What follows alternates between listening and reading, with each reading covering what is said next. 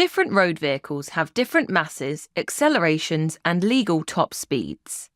Let's compare these values for a typical 4-seater family car and a large lorry. First, let's compare their legal top speeds on a British motorway. The car will travel at approximately 27 metres per second. Here we've used this wiggly line to represent that this is an approximate value. Then for the lorry, the legal top speed is only about 22 metres per second. Or in miles per hour, these are 70 miles per hour and 60 miles per hour respectively. One of the main reasons for this difference is because it's harder for the lorry to reach higher speeds. The car has an acceleration of approximately 3 metres per second squared, while the lorry only has an acceleration of around 0.4 metres per second squared. The lorry also has to keep to a smaller speed for safety reasons. Lastly, we know that there's a great difference in size between the two vehicles, and so there's a great difference in mass. The car has a mass of around 1,600 kilograms, but the lorry is around 36,000 kilograms.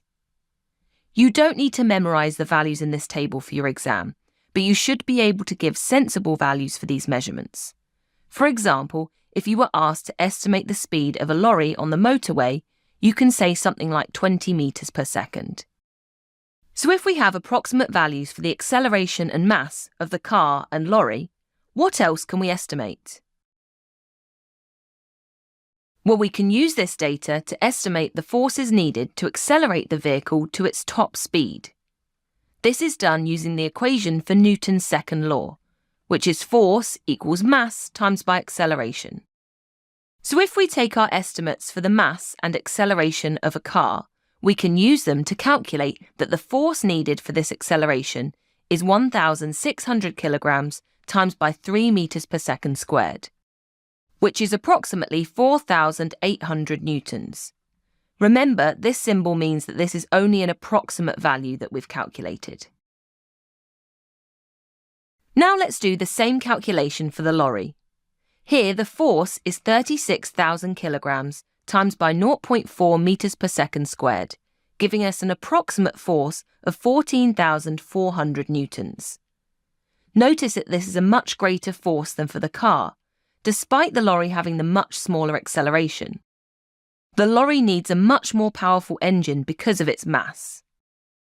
For your exam, you should be able to also give sensible values for the forces acting on these vehicles, or calculate them from estimated masses and accelerations. Thanks for watching. If you want to take your GCSE revision to the next level, head over to launchpadlearning.com and check out our smart learning platform that's been designed to get you top results in your exams. We cover your whole specification and make revision fun with interactive quizzes, easy-to-follow videos, and more.